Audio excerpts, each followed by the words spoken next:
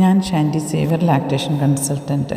Nipple shield ഉപയോഗിക്കുന്നത് കൊണ്ടുള്ള അതിൻ്റെ ദൂഷ്യവശങ്ങൾ എന്തൊക്കെയാണ്, അല്ലെങ്കിൽ ഡ്രോബാക്സ് എന്താണെന്ന് പറയാം.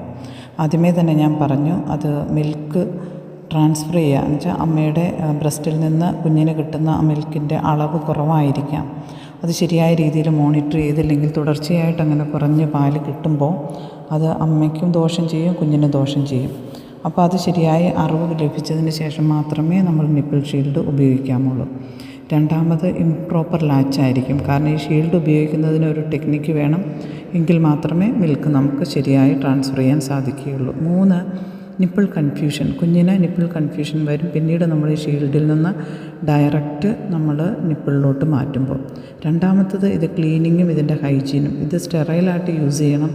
അപ്പോൾ അതെപ്പോഴും ക്ലീൻ ചെയ്ത് അത് ഉപയോഗിക്കുന്നതിൻ്റെ ബുദ്ധിമുട്ടും, പ്രായോഗിക ബുദ്ധിമുട്ടും താമസവും, അത് ഫിറ്റ് ചെയ്യാനുള്ള താമസവും വളരെ ബുദ്ധിമുട്ടുണ്ടാക്കുന്നതാണ്.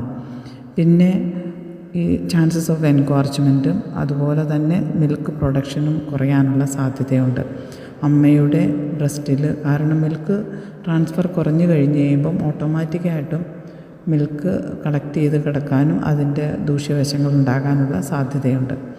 പിന്നെ ഇതെത്രയും നേരത്തെ നമ്മൾ ഈ നിപ്പിൾ ഷീൽഡ് ഉപയോഗത്തിൽ നിന്ന് മാറുകയും കുഞ്ഞിനെ ഡയറക്റ്റ് ബ്രസ്റ്റിൽ സക്ക് ചെയ്യാനും ശ്രമിക്കേണ്ടതാണ്. Thank you.